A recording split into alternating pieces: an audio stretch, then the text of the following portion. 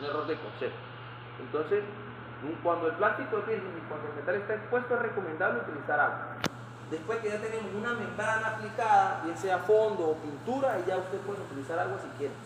Eso sí, traten de utilizar lijas húmedas si van a trabajar con agua. Y si van a trabajar en seco, utilicen lijas en seco.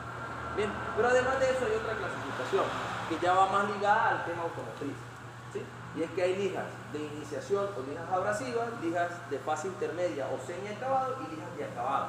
Bien, las lijas de inicio abrasivas van desde la lija 40, que es lo más bajo que se consigue en el mercado, hasta la 220 para causar abrasión sobre superficies metálicas que van a ser sometidas a una reparación. Es decir, que van a ser, y se les va a sacar un golpe, y se les va a aplicar algún producto de relleno, X. Bien, y de la 220 a la 400 para causar abrasión sobre plástico para el mismo trabajo, es decir, para reparar. Bien, esas son las lijas de inicio abrasivas, de la 40 hasta la 400. 40 a 220 para metales, 220 a 400 para plástico. Luego hay lijas de fase intermedia o semi-acabado que van desde la 400 hasta la 1000. 400, 600, 800, 1000. ¿Para qué se utilizan estas lijas? En dos casos. Primero, para lijar el fondo antes de pintar la superficie, para lijar el fondo, o para matizar el transparente. Entendemos que no podemos pintar sobre una superficie que tenga brillo. Hay que matizarla primero, es decir, quitarle el brillo, volverla mate para poder trabajar sobre ella. En ese estado también se utilizan este tipo de lijas. ¿Correcto? ¿Estamos claros hasta allí? De la 1200 a la 3000 son lijas de acabado final y son para trabajar sobre un transparente previo a un proceso de pintura. Bien, de la 1200 a la 3000, 1200, 1500, 2000, 2500, 3000, previo a un proceso de pintura. Hoy día hay lijas hasta la 15000. Nosotros no abarcamos eso porque son lijas del tail. ¿Ustedes saben qué es el tail? Hoy en día aplicación de productos cerámicos que alargan la vida útil de un transparente, que son antirrayones, que tienen un montón de beneficios. Perfecto. Ya la lija 15000 es un trapito. Bien. ¿Están claros con la lija? Ya aprendieron qué significa el número de la lija. Bien. Entonces hagamos un ejercicio rápido. Yo agarro una pieza plástica, ¿correcto? Primero lijo y aplico el promotor de plástico.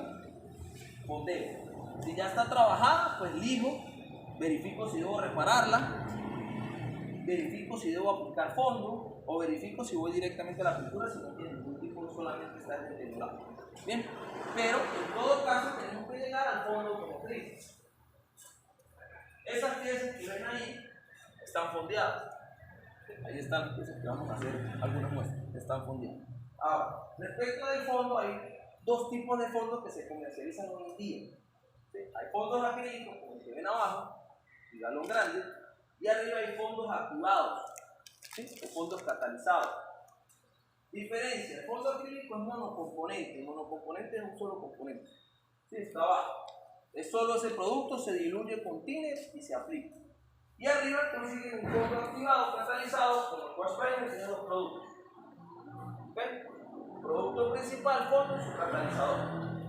Bien, diferencias, mejor dicho, nosotros les recomendamos que utilicen fondos activados, no importa la marca, vuelvo y lo repito, es una marca brasileña, se llama Sky, no importa la marca.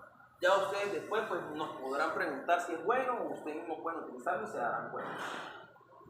Pero siempre les recomendamos utilizar fondos activados. Tres ventajas de utilizar fondos activados respecto del fondo acrílico. Primero, mayor capacidad de relleno. Es decir, cubre ciertas imperfecciones que pueda tener la superficie. Hoy en día, muchachos, a nivel automotriz, cada vez menos se usan las masillas. ¿Sí? Lo que antes conocíamos como masilla roja, hoy en día se utilizan otros tipos de masillas poliéster y mucho se utiliza hoy en día algo que se llama putty, que son masillas para pequeñas imperfecciones, para cubrir pequeños orificios. Pero cada día está más en desuso el tema de las masillas. Esto es un fondo activado que tiene una gran capacidad de relleno, rellena mucho. ¿Okay? Por eso, los fondos acrílicos, aun cuando hay fondos acrílicos de alto relleno, no tienen la misma capacidad de relleno que puede tener un fondo activado. Bien, primera. Segunda, mayor tolerancia a la lija. Si ustedes, no sé si alguno lo ha hecho, ha intentado lijar una superficie fondeada con un fondo acrílico, si usted lo lija mucho, es decir, si lija como debería ser, hacer una buena guía de lijado, en algún momento se puede caer el fondo y me revela otra vez la superficie original. Se cae de tanto lijar. Mientras que el fondo activado no tiene ese problema.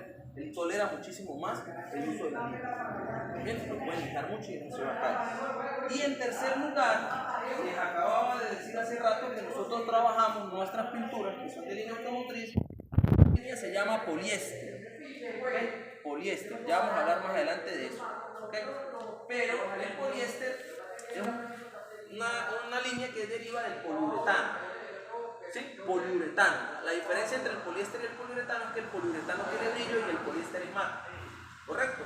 Pero estos fondos activados son de línea poliuretano. Con poliéster, si uno deriva del otro, hay compatibilidad, ¿cierto? Bien, el poliéster no tiene compatibilidad con la línea acrílica.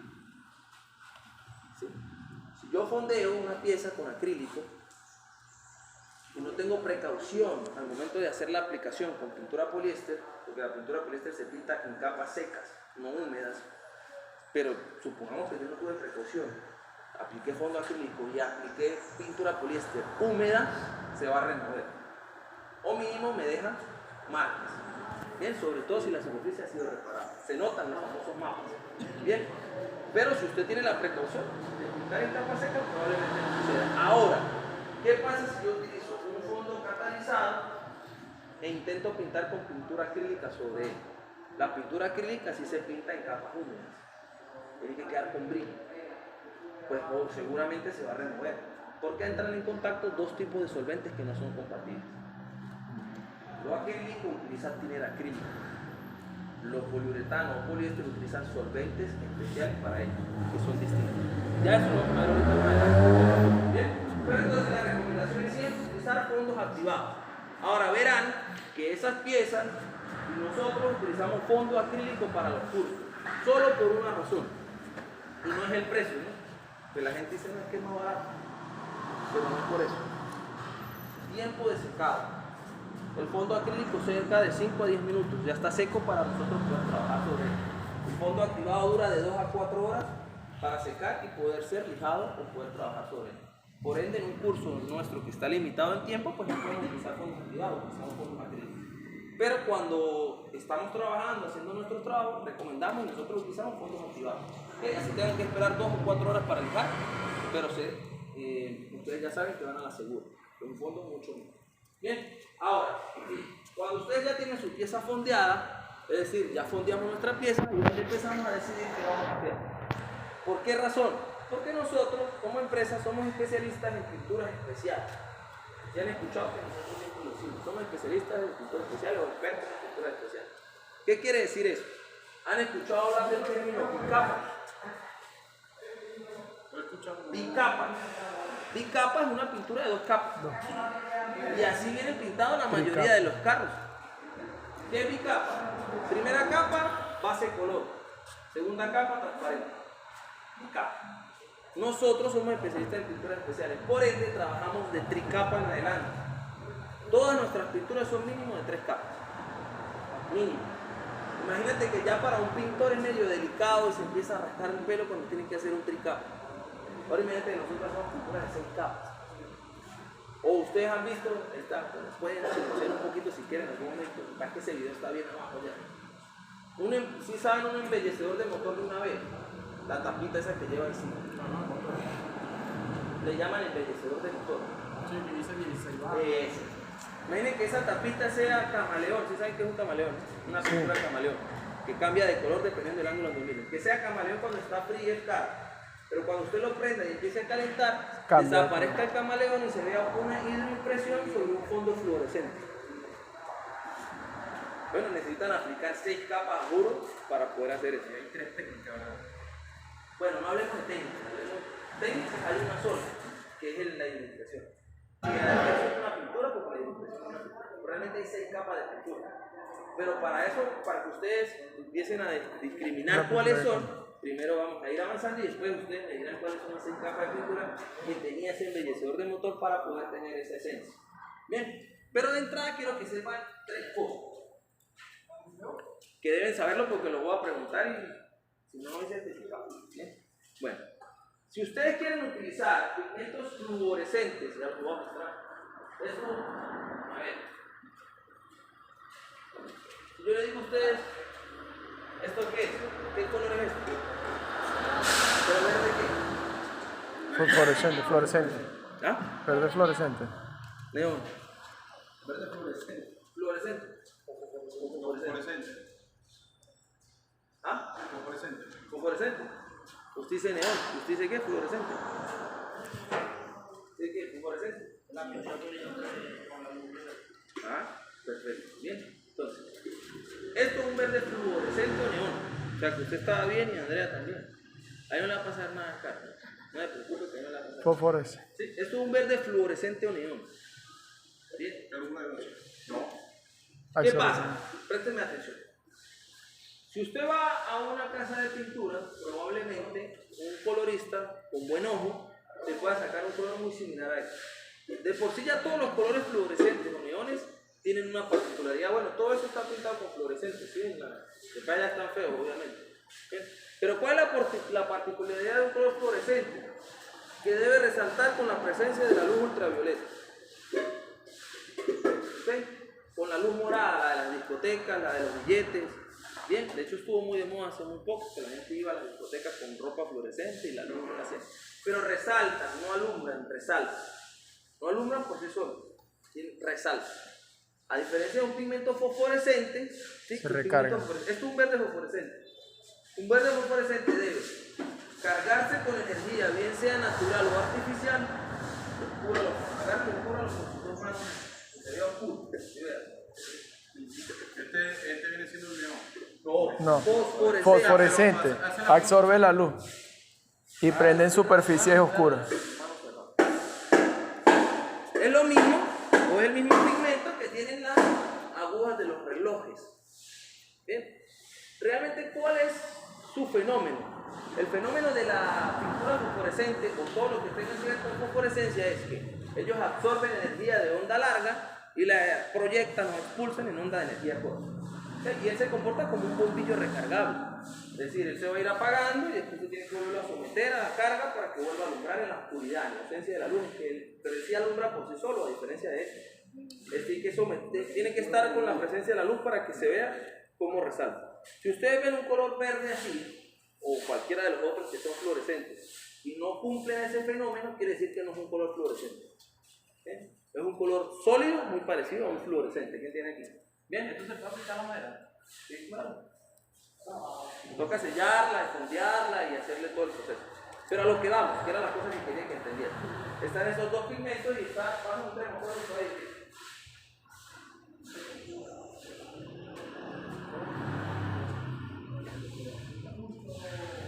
Esto es un pigmento termocrómico. El pigmento termocrómico cambia por sí solo de color cuando tiene una temperatura u otra. Resumen, bajo 27 grados él es verde. Cuando supera los 27 grados se vuelve translúcido. Me deja ver lo que hay de fondo. ¿Okay? Eso es lo que se le aplica al embellecedor. Eso lo aplicamos al embellecedor. Ya vamos a ver después. Hay dos tipos de termocrómicos, unos que cambian de color a color y otros que van de color a translúcido. Es decir, dejan ver lo que hay en el fondo. ¿Okay? ¿Qué tienen en particularidad estos tres tipos de pigmentos? Que deben aplicarse sobre una base de color blanco. ¿Por qué? Porque son pigmentos no cubrientes. Por ende necesitan de 3 a 4 manos para cubrir. Para eso utilizamos un color claro, lo más claro que hay es el blanco. Entonces, si quieren pintar fosforescentes, fluorescentes o termocrómicos, la base debe ser de color blanco. Bien, ¿estamos claros hasta ahí? Ahora,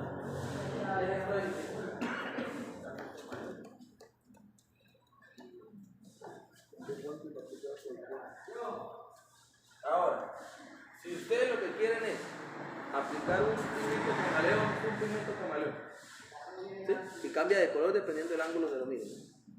Puede tener de 2 o más colores de transición. No es muy marcada porque son camaleones de primera generación. ¿Sí? Los camaleones que hoy en día ustedes ven que tienen transiciones muy marcadas de colores muy opuestos son super camaleones. Nosotros no manejamos esos camaleones porque son excesivamente costosos. Estos son camaleones de las generaciones más básicas, ¿okay? Que tienen transición de color pero no están marcadas. O sea, sí se nota pero no están marcadas.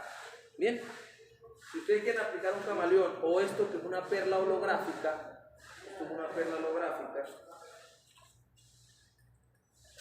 Bueno, habría que verlo con un bombillo de un teléfono. ¿Sí? ¿Qué quiere decir? Que tienen muchos colores y hacen como un holograma. ¿Sí? La recomendación de ambos es ser aplicado sobre base negra. ¿Por qué razón? Porque el negro es un color que permite proyectar mucha transición por su reflejo oscuro. Se le permite dar mayor proyección. Si yo esto lo aplico sobre un color blanco, este camaleón por ejemplo, entonces tendría un blanco perlado. ¿Qué quiere decir? Que se va a seguir viendo blanco. Como los Toyotas nuevos. ¿Se han visto los Toyotas nuevos que son blancos, pero usted los ve con el sol y tienen como unos destellos de color? Son blancos perlados. ¿Sí? Porque los camaleones no es un pigmento común, sino un pigmento hecho por perlas. ¿Bien? En cambio, si yo esto lo aplico sobre negro, el negro desaparece y me permite ver la transición de color mucho más marcada. Si yo lo hago sobre blanco, es un cambio muy sutil. Bonito para hacer un acabado que ustedes quisieran hacer, pero realmente la recomendación es aplicarlo sobre negro. Igual con el reflejo holográfico. O pinturas oscuras. ¿Ah? O pinturas oscuras. O pinturas oscuras, pero preferiblemente negro. Negro. ¿Ok? ¿Por qué? Porque esto tiene un holograma, genera un holograma. Si yo lo aplico sobre un negro, se ve mucho mejor. ¿Okay? Entonces ya saben, si es negro, si es camaleón o holográfico, va a ser negro. Bien, ya empezamos a discriminar lo que necesitamos. Pero si ustedes lo que quieren es...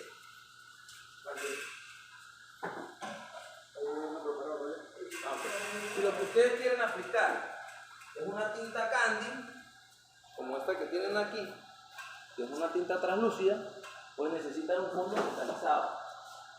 ¿Okay? Cuando digo un fondo metalizado no quiere decir que sea una superficie metálica, sino que tenga una base de color aluminio. El aluminio es un color que ustedes pueden comprar en una tienda de pintura, ¿sí? Que viene de una mica de aluminio, un aluminio molido. ¿Okay? Y hay aluminio finos, medios, gruesos, extra gruesos. ¿Okay? Pero necesita que sea. ¿Por qué? Porque la esencia de hacer un color candy es generar la sensación de un caramelo. Por eso se llama tinta candy, que es caramelo en inglés, ¿no? ¿Qué quiere decir eso? Que yo aplique esto, ¿okay? Y tenga profundidad como un caramelo. Para eso necesitamos un aluminio. El aluminio le da profundidad porque la gente cree que cuando se aplica una tinta candy es un color perlado. ¿Okay? Pero no es una perla lo que se ve, es el destello del aluminio de color, porque lo que estamos haciendo es pintando el aluminio. Entonces las partículas pequeñas de aluminio, grandes o dependiendo del tipo de aluminio que utilice, se van a pintar de color y se ve profundidad. No, eso es otra cosa, ya lo vemos más tarde. Bien, esto es una pintura candy.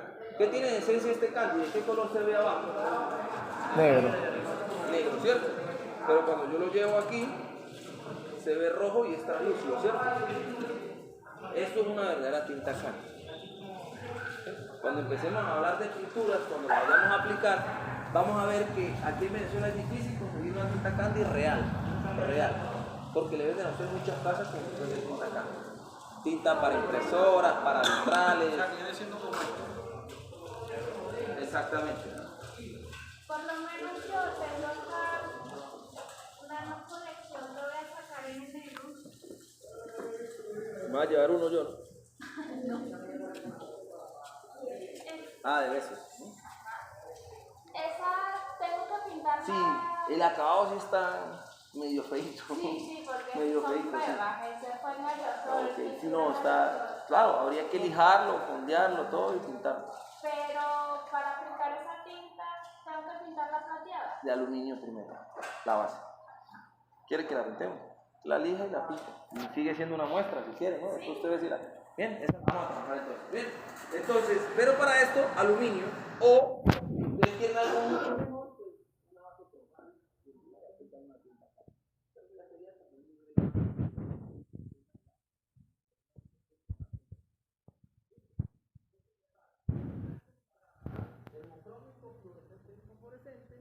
Negro para camaleón, holográfica.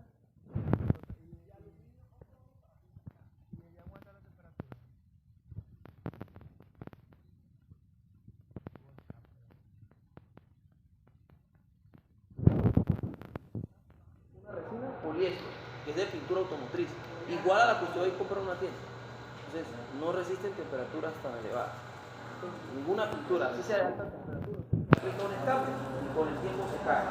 Porque esa es la temperatura que eleva, no hay a menos que sea pintura electrostática, que son horneadas, pinturas horneadas, que eso sí se los... Y en el caso de esta tapa, la tapa baja, Pero es una temperatura muy baja, sí la soporta, no hay ningún problema. Bien, estamos claros hasta allí entonces. Último, antes de entrar en tema.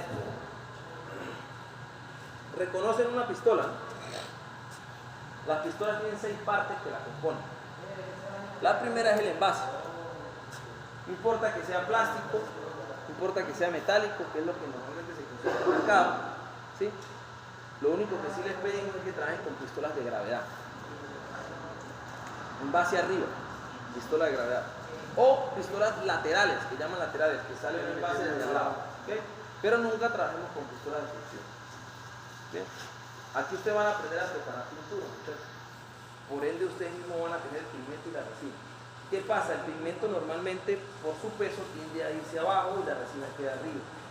Si nosotros no tenemos precaución, con una pistola de succión, en algún punto estaremos disparando mucha resina con poco pigmento y al final más bien podemos terminar disparando solo el pigmento y dañando la pintura. Entonces, una pistola de gravedad le ayuda a usted a evacuar de mejor manera el producto. O lateral, no importa, pero que tenga el envase arriba es lo que se recomienda. Pistola de succión sirve para aplicar fondo, pero para pintar no. Bien, primera parte, ¿no? El envase. Luego tenemos 2 partes más. Pico, tridente. ¿Bien? El pico es la medida del diámetro de la salida de la pistola. ¿Bien? Esta, por ejemplo, tiene 0.8 milímetros, es decir, menos de 1 milímetro de espesor en la salida. Pero tenemos pistolas de 1 milímetro, de 1.4 y de 1.7. Obviamente, a mayor diámetro en la salida, mayor gasto de producto. Pero pues cada pistola viene para lo suyo. Estas pistolas son llamadas pistolas de retoque. En Colombia les llaman pistolas aerógrafas. ¿Qué quiere decir esto? Que están diseñados para hacer pequeñas superficies. Con esto, por ejemplo, aquí mi amigo Helio puede pintar una moto completa con esta pistola, no hay ningún problema. En las motos se pintan por piezas, y son piezas pequeñas. Bien, usted lo puede hacer. Pero si usted va a pintar un carro con esto, ya se la cruz, porque no está diseñado para pintar grandes superficies. Bien. Okay. Aparte del pico tiene un tridente. Todas estas pistolas convencionales pintan el tridente. ¿Qué quiere decir esto? Salida principal de producto en el centro, ¿sí lo ven, no? Y a los lados tienen 2 pequeños orificios, uno en cada lado, que se llaman líneas flujo correctoras. Es para dar buena distribución al momento de pintar. Bien, tridente. Y se pinta, la pistola trabaja en sentido contrario a como está ubicado el tridente. Si ven que normalmente las pistolas están así, ¿verdad? Pues trabajan abanico. Trabajan es así. ¿Ven? Para hacer aplicaciones horizontales. Si usted quiere hacer una aplicación vertical, pues gira el tridente, lo pone así y ya ahí empieza a pintar de esta forma. Bien, claro, hasta ahí, envase, pico y tridente. Luego, las otras 3 partes que componen una pistola son sus válvulas. Si ven que tiene 3 válvulas, una aquí, otra aquí y otra aquí. 3 válvulas. Están fáciles de identificar en esta pistola porque son verdes. ¿Sí la ven? Bien. Esta que ven aquí es la llamada válvula de flujo o salida de producto, que es la válvula que me controla el gatillo. Es decir, si yo la cierro por completo, por más aire que tenga, pues no va a salir nada. Por aquí no sale nada. ¿Por qué razón? Porque esto trabaja con una aguja y un resorte. ¿Ok? El resorte, cuando yo tranco la válvula, él se recoge, se contrae y me lleva la aguja hasta afuera. ¿Sí ven? No permite salir de producto. Nada. Dependiendo de las vueltas que yo le dé, es la cantidad de producto que sale de mi pistola. Aquí hay 2 recomendaciones a tener en cuenta. ¿Sí? Hay que acostumbrarse a trabajar con el gatillo, con la mano, aprender a tener tacto, sensibilidad. ¿Por qué? Ahorita ustedes igual en algún punto van a utilizar la pistola. ¿Okay? Tal vez no tanto hoy, pero más mañana. Y ustedes van a darse cuenta que toda pistola tiene un tope en el cual solo sale aire. Así usted tenga producto aquí, tenga la válvula abierta, solo sale aire. De ahí en más, dependiendo de la fuerza que yo le oprima, es la cantidad de producto que yo permito que salga de mi pistola. Bien. O sea que yo puedo tener esto abierto a totalidad, pero si yo aplico poca fuerza en el gatillo, me va a salir poco producto. Porque lo que hago es que solo la aguja se retraiga un poco más nada. Bien, si yo lo hundo por completo, me va a salir mucho producto. Entonces tenemos que aprendernos a acostumbrarnos a utilizar la...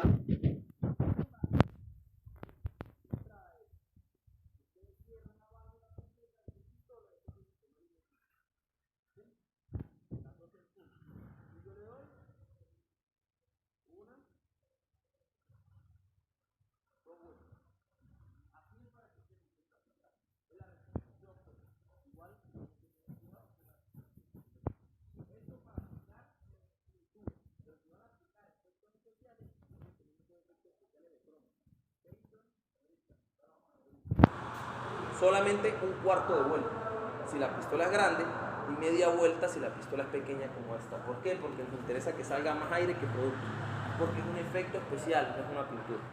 Bien, más aire que producto. Ténganlo en su cabeza porque se lo voy a preguntar más adelante. ¿Listo? Ya estamos claros con la válvula del gatillo o del flujo de producto. Luego la siguiente válvula que me interesa que sepan es esta que está aquí. Esta válvula me controla el abanico o la palma, ¿cierto? Si escucharon que les dije que tiene tres orificios, uno principal y dos líneas flujocorrectoras. Cuando yo cierro toda la válvula del abanico, se me concentra toda la salida de producto en la principal y yo pinto en un punto. Para poder hacer todo lo que hicimos ahí, letras, las figuritas, trabajamos en punto. ¿Por qué? Porque me permite hacer cualquier tipo de figura. Pero si yo lo que voy a cubrir es un espacio más grande, pues entonces yo voy abriendo mi abanico y va haciendo esto. Va abriendo la palma para yo hacer aplicaciones más grandes. ¿Ok? Esta pistola pues no tiene mucha apertura, obviamente, de palma y abanico, unos 30-35 grados.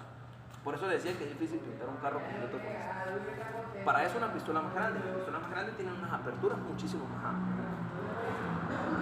Claro, con la válvula del abanico. Sí. Aquí ustedes se acostumbrarán. Por ejemplo, mira, aquí está el ejemplo perfecto. Si yo quiero pintar las cabillas esas atravesadas que tiene esa puerta, yo no voy a abrir todo el abanico. Ahí trabajo un punto.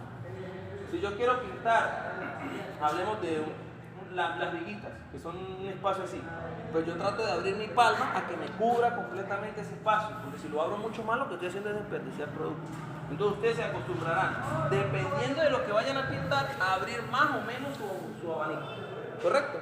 El punto es para zonas de difícil acceso, donde es difícil que con palma lleguemos. Cerramos el punto, cerramos la válvula, trabajamos el punto y llegamos a esas zonas de difícil acceso. Claro. Y por último tenemos la válvula de presión de aire. Esta me controla la cantidad de aire que yo permito que salga por mi pistola. Si yo la tengo totalmente cerrada, no importa que el compresor esté a tope de presión, por aquí no va a salir nada. Si yo quiero medir la cantidad exacta de aire que sale de mi pistola, necesito un manómetro o un reloj que me va a medir la cantidad exacta en bares o en libras de presión que sale de mi pistola, ¿cierto? Ahora, aquí hay una consideración básica. Esto no se lo van a decir en ningún lado, ¿sabes? Todos los productos de uso automotriz que ustedes ven allí están diseñados según su ficha técnica. ¿Sí saben que es una ficha técnica, no? Es donde están las indicaciones de los productos. Si no está en la lata, ustedes lo googlean y ahí les sale. Y la ficha técnica es básica. Cómo se prepara, qué tiempo debe esperar para secarse, más o menos a qué distancia se debería pintar, cuánto es el tiempo de secado entre mano y mano. Y ahí está la presión recomendada para aplicar ese producto. Casi todos los productos están diseñados para trabajarse sobre 30 libras de presión. Eso ya es alta presión. Pero resulta que todas las pistolas que normalmente se utilizan en los talleres convencionales tienen estas 4 siglas que ves aquí. A ver, que José las diga. Las 4 siglas estas que ves aquí. HVLP. HVLP, sí dice ahí, no, HVLP, sí. ¿La ven? Casi todas las pistolas las tienen. Esto es siglas en inglés, que significa High Volume, Low Pressure. Alto tráfico o alto volumen de producto, pero baja presión. Están diseñados para pintar a baja presión. Esto es, si ustedes quieren realmente saber a qué presión están trabajando, necesitan un aparatico. Lo necesitan si quieren saber exactamente cuál es la presión. Todos los productos están diseñados para trabajarse a 30 libras de presión o más. Y esto está diseñado para trabajar de 25 libras de presión hacia abajo. ¿Qué hacemos entonces?